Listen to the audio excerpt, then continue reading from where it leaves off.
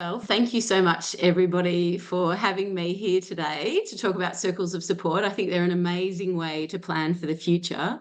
So today I'm just going to be talking about a bit about hunter circles, an overview of circles of support, their benefits and their impacts, the different stages of circles of support, and then just where to start, the first steps to starting what we call a foundation circle of support, for people who really have very few or no unpaid supporters in their lives. And then I'll just follow up with a couple of stories and a couple of tips and perhaps some resources for you to look at, because there's a lot of information out there on circles of support. And before we even get started on that, I just wanted to acknowledge you, people with disability and family members. You are the real community builders that we learn from each and every day. You shouldn't have to do this alone.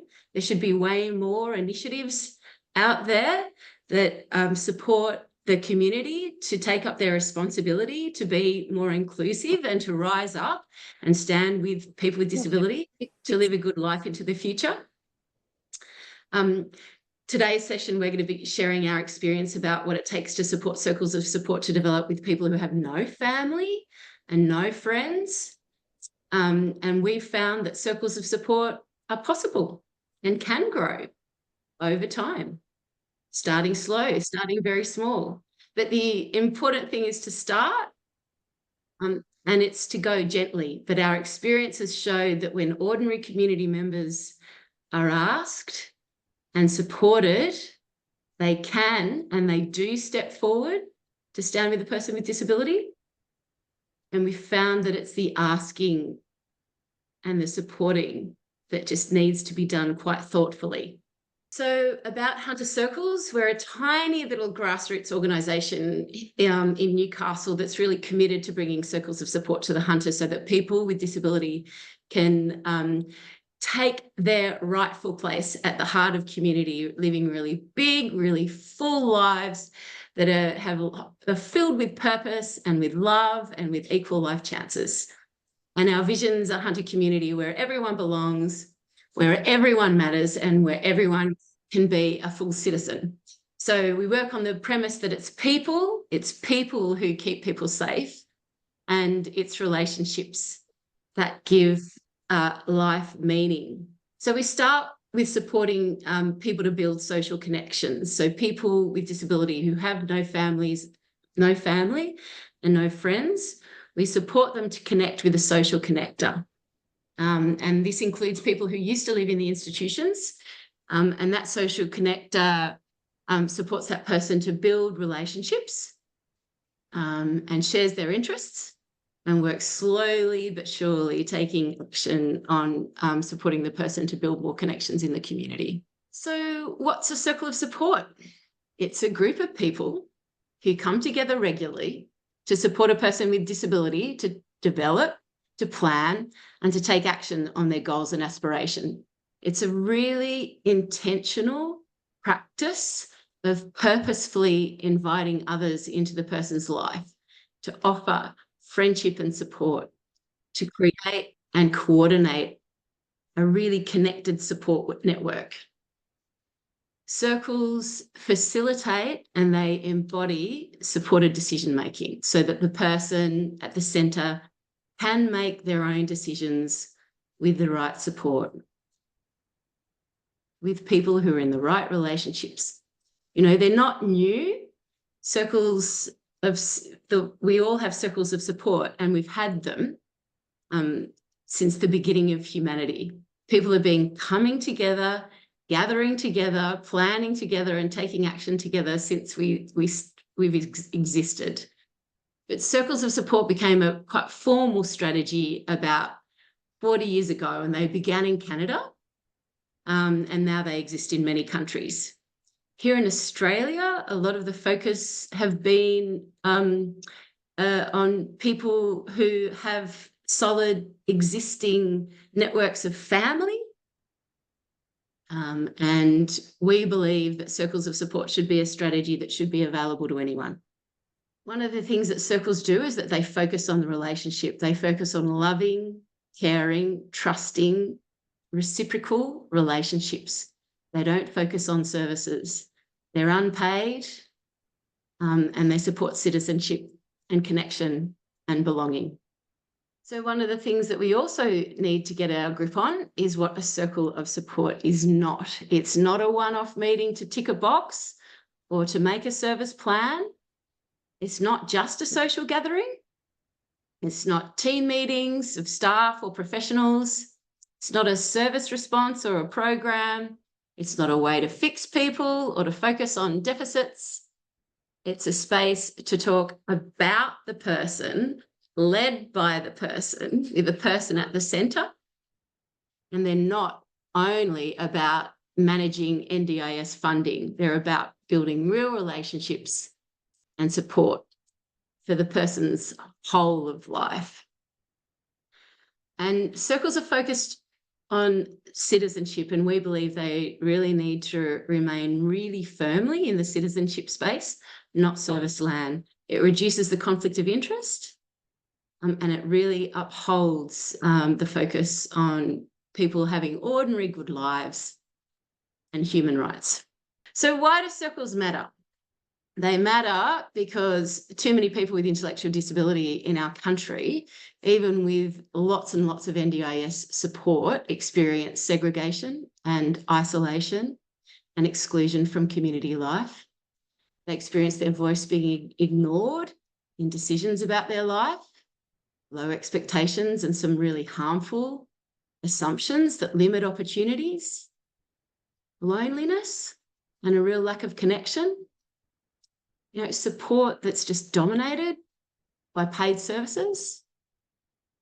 People with intellectual disability experience really poor quality and inconsistent support and experience a risk of neglect, harm, or being completely overlooked. So circles matter because we all need people in our lives who aren't paid to be there. Paid supports can change and paid supports can disappear when funding shifts. And paid supports just can't do it all. Paid supports alone can't uphold all of our human rights because money can't buy you friendship, and money can't buy you belonging, and money can't buy you love. So circles matter because people with intellectual disability often don't have the same typical opportunities for connections and friendships.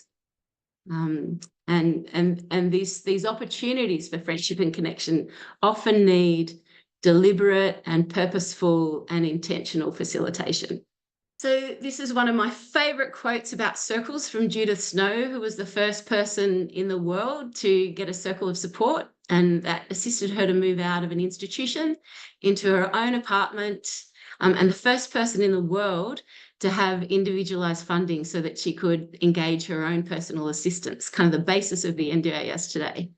And Judith says, most significantly, circles are powerful because they exist to honour, support and make available a person's capacities and resources, not his or her deficits. Support circles are formed to be vehicles for people to discover and talk about ways in which a person could be contributing to the wider community through often overlooked interests and talents. So why would you have a circle of support? Because it brings people together who really care about you. You're not alone. It brings together a balance of relationship of different ages, different experiences, of different knowledge and wisdom and connections and ideas. Circles help you plan for a good life. They're focused on and take action on the life that you want. Circles give you people to turn to, people to problem solve with, to advocate and to offer advice and guidance. They can provide practical assistance, but most importantly, they can provide a real safeguard for the future, for that all-important question of what's going to happen when I'm no longer here, of people who look out for you and for your rights and for your well-being. Another reason that you'd have a circle is there an opportunity to celebrate. Celebrate all of the wins, no matter how small. We all need to carve out time to celebrate the changes that happen in our lives. So what does a circle of support look like? Well, they're incredibly unique. No two circles are the same. Each one comes together for different reasons, and they find their own way of working.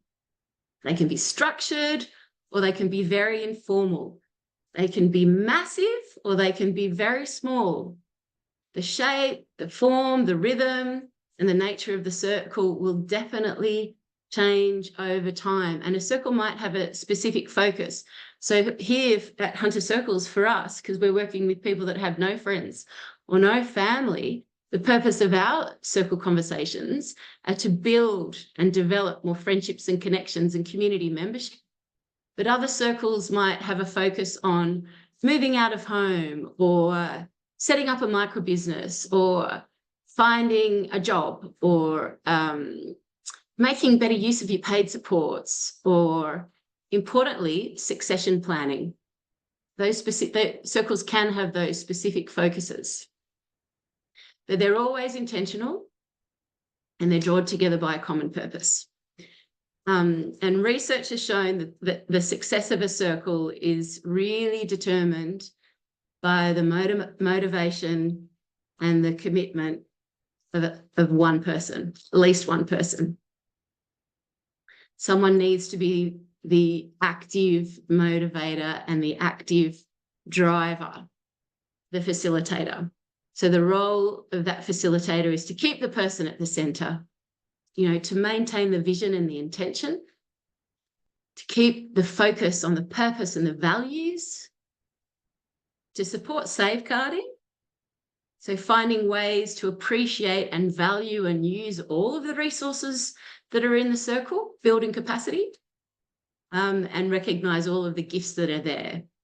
So what circles can do, circles of support can help to invite new people into the person's life, to reconnect with family or old friends, to build new and real connections in the community, to build a protective and values-based network of people, to really protect your human rights and look out for them, to multiply ideas and resources and skills, to support the person to make their own decisions, to take risks. We all need to take risks, and to be in control.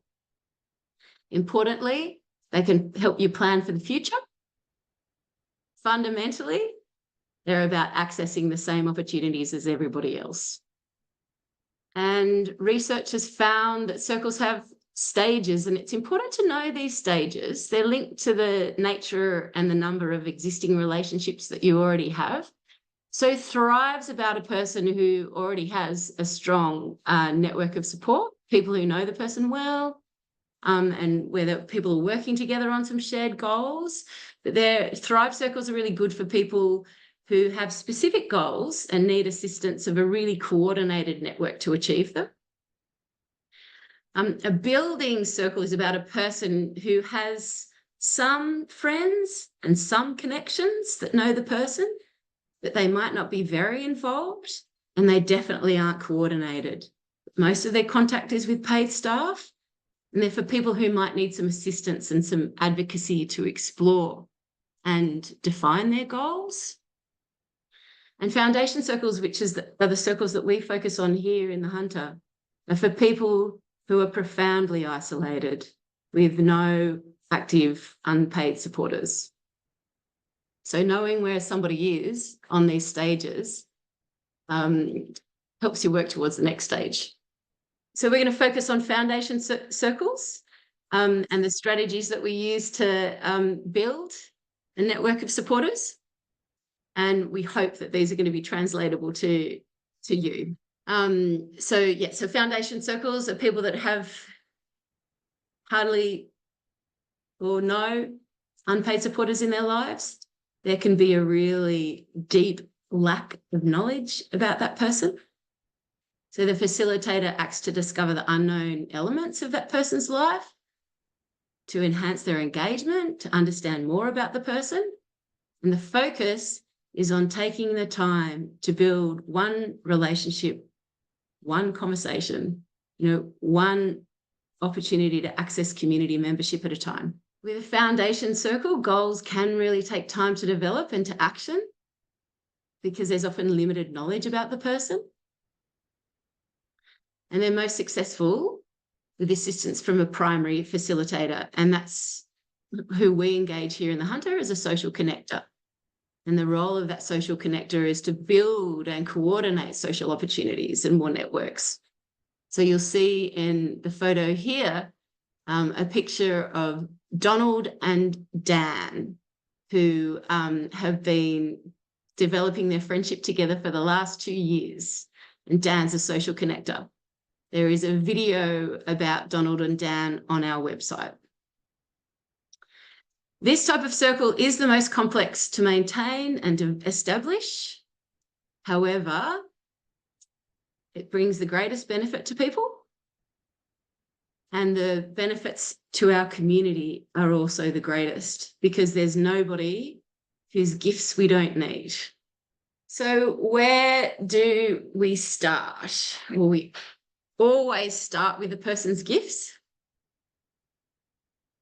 It's really important to be able to map that person's likes and their dislikes and their interests and their preference and their skills and their talents, because that's where you find shared communities of interest, and that's where you're going to start with find people who share those interests. So it's important to map those and be really clear about those. The second thing that we do is we map relationships. Mapping relationships started with Judith Snow as well. And Judith starts with identifying, people that you're intimate with in your life, people who are part of your intimacy circle, who love you. And then your friendship circle, people who know your life story and are there for you, people you can call on in times of trouble and in good times. Then there's a circle of participation, which are the people you know through your membership in community or through your work or through your church or through all of your regular access to community and typical community opportunities. And then the final circle is the paid circle. When you're starting a circle, it really, really strongly encourage mapping your relationships, because that's where you can identify the person who already knows you and where that relationship can be strengthened and where it can be deepened. The next place to start is to find one more, because as Michael Kendrick said, the gathering of a few is always begun by the actions of one. Questions to consider is who's shown interest, who's been curious, who's been kind to my son and daughter, who have they known through church, through school, through the activities that they engage in together. Who's asked me, is there anything that I can do to help? Think about those people and carve some time out together to start taking action, to start thinking and planning together about what it's going to take to build and find more people to come into the network, and then just start organising. The most critical thing that you can do is to ask, when you think about how you developed your friends, if you met a person and you wanted to strengthen and deepen your relationship or friendship with them, it always has started with taking some action and by asking to do something that makes sense. Go out for a coffee, go for a walk together, organise another time to catch up. Always starts with asking. And there are some particular skills around the art of asking, and resourcing inclusive communities is one of the greatest sources of where you can find that skills and where you can get support for resources around developing those skills.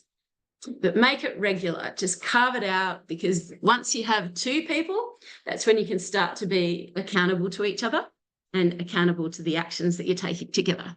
So I think I'm just going to try and illustrate those steps about how you start with some stories. So I'm going to introduce you to Michael. Michael lived in an institution for 50 years. He moved out 3 years ago. He hasn't had any opportunities for community membership. He hasn't had any opportunities to try new and different things to really work out what it is that he wanted to do. But what we discovered when we met Michael is that he loves walking. He can walk and walk and walk, and he absolutely loves it. He loves being in the outdoors. So we linked him with a social connector who also loved walking, and together they started going to park run. And then slowly over time, Michael expressed an interest in being a volunteer, and he became a volunteer park walker. So then he became part of the volunteer community at the park run here at Blackbutt Reserve in Newcastle. And the social connector started asking more and more people to get involved. So it started with Barb, and then Katie started getting involved. And he became a valued weekly park walker volunteer at the Blackbutt community. So it started with mapping his gifts and then finding the community of interest where he could share his gifts, and asking other people if they might like to get involved in supporting Michael to get to parkrun each week and build his network of supporters so he could maintain that really valued role. When he turned 60 early on in the year, the park walker community gifted Michael a personalised park walker vest. And this is a vest that is an incredible source of pride to him. The community gathered around him for cake at the end of the park run and, shared his celebration with him. Having more people involved multiplies more opportunities. One of the people that's part of his park walking crew suggested that after a park walk one day, they might go and visit her brother, who runs the Ulysses Motorbike Club in Newcastle, and that gathers once a month for a barbecue. And so Michael's now going to the Ulysses Club once a month, meeting more people. And the social connector is, considering now, what's the thing that's going to make sense to ask one of these blokes to get more involved with Michael and potentially join his circle. This is the story of Leonard. Leonard has lived in a group home for 30 years and gone to a day program where he's done the same thing day in, day out for 30 years.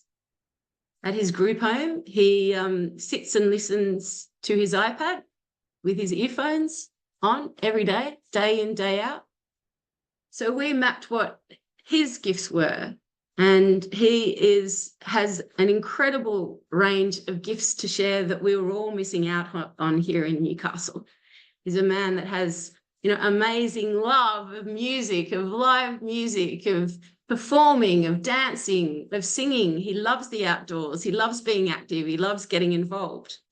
So he connected with Gail, and they started volunteering together at the local land care group each week. And then he was invited to their Christmas party at the end of the year. And at the Christmas party, Leonard invited everybody from Landcare to join him for his 57th birthday at the beginning of the year. 13 new people came to his birthday party that had never been part of his life before. He's a really valued member. The Landcare group's really, really happy that Michael's chosen them to volunteer and to make his contribution with all the weeding that he does, and the humour that he brings, and the handshake that he gives to each member at the start of each Wednesday morning, and the Kingston biscuits that he nicks from people at each morning tea. And Leonard had his first Circle of Support meeting just recently that included 5 people who are there because they genuinely care about him and want to be part of his life, and are exploring more opportunities for Leonard to get involved in the life of Newcastle and become a member of Newcastle and dance and sing. So, you know, what we're doing isn't anything new. It's work that is built on the research and the activism of this incredible person called Angela Amado, who's from Minnesota. And over 50 years, she explored what it took to support people with disability to build friendships and community connections. And these are her to-dos. That you see the person as their interests and their gifts, that you explore opportunities for relationships. So we shift our minds from, you know, what activity is it that the person can do, to really shift and think, who is it that the person's going to meet there? You introduce one-to-one. You only ever work one person, one environment, one situation at a time. You know, Blackbuck Parkrun is Michael's parkrun now. Rankin Park Landcare Group is Leonard's Landcare Group now. You know, far too often, and you will have seen with the NDIS, for instance, what happened with men's sheds, who started restricting the number of people with disability that might come along to their groups, is that far too many people, once they've found, you know, a network that's inclusive, then this is service providers, then start using it as a source of all connection for too many people. It has to be one person, one situation at a time. And the most fundamental tip and to-do that Amado gave to us, that we need to become an asker. She says that it never hurts to ask. I know that sometimes there can be some complexities around asking, but certainly that's one of the skills that there's a lot of resources around that I'd really encourage you to read once Linda sends them out after this. So thank you for having me here today. And I'm so looking forward to talking with you and answering any questions that you might have.